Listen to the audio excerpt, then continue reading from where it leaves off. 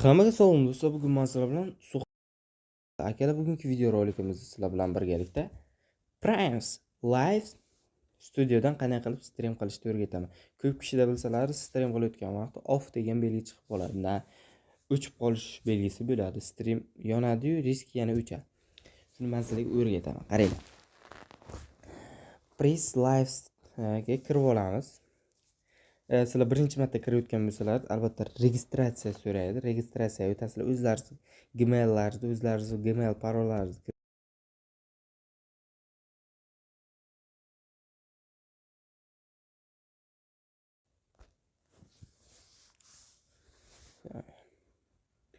o'zlaringiz Gmail parollaringizni va o'zlaringiz Gmail'laringizni kirgizganlaringizdan so'ng mana shunaqa narsa chiqadi. 3 xil narsa: VTuber, kamera, skanner degan narsa.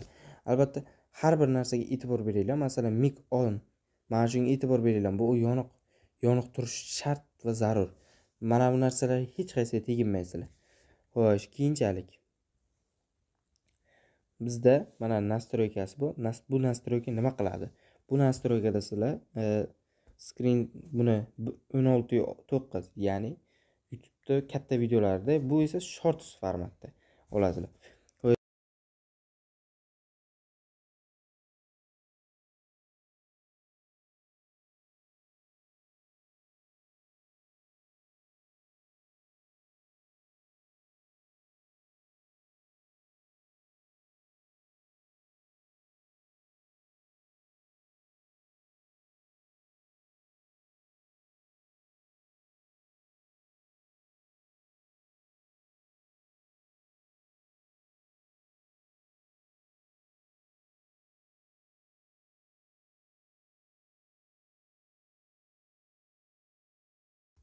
Nima chiqamiz.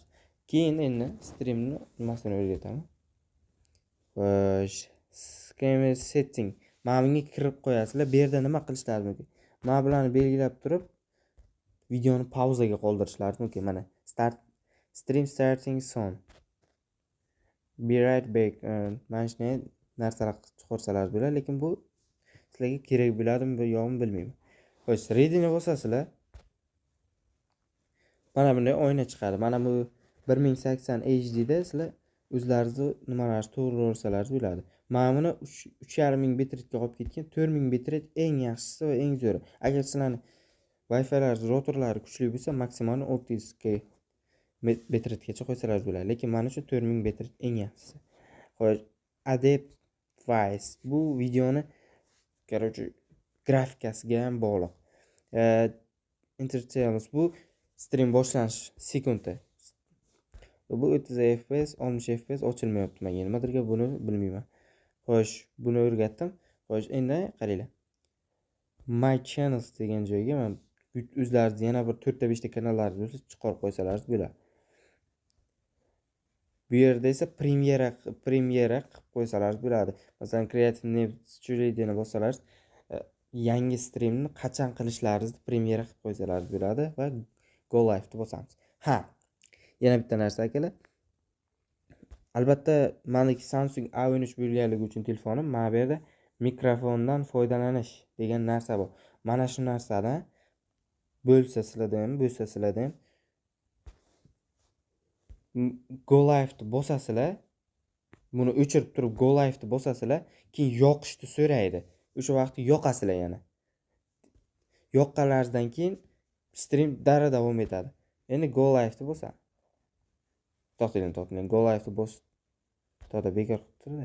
Go Live deb bosishdan oldin mana bu yerda sizlarga o'rgatmadim. Har xil o'yinlar stream, masalan, mana gameplay. Rasm qo'yish. Mana bunaqa rasmni qo'ysalar bo'ladi. Masalan, mana rasm stream boshlandi. Chillaydiz bu yerda ham mana premyera bu. Premyerani vaqtda publichga qo'yib qo'yinglar. Globalniy odamlar ko'rishi.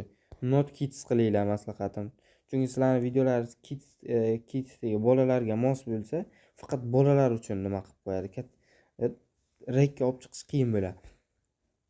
Orada o'zlaringizni keyin yo'nalishlar tanlaylar. Masalan, gaming. Yo'nalish tanlab qo'yinglar o'zlaringiz. Bu ham eng muhim narsalardan biri. Bular keraksiz narsalar. Xo'sh, Go live ni bosamiz.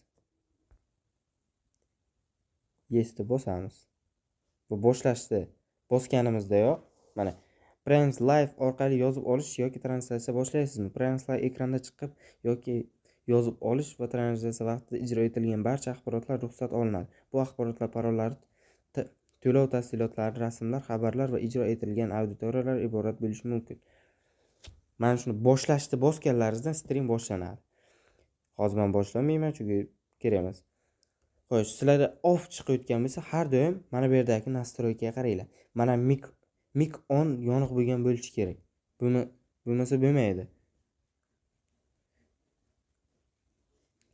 Bo'lmasa sizlarniki off bo'lib qolaveradi. Keyin mana bu yerdagi nastroykalarni to'g'ri to'g'rilanglar, keyin men aytgandek mana bu mikrofonni bir o'chirasizlar-da, go live ni bosib, yana bir qayta yoqasizlar, o'shanda stream hech qachon o'chmaydi.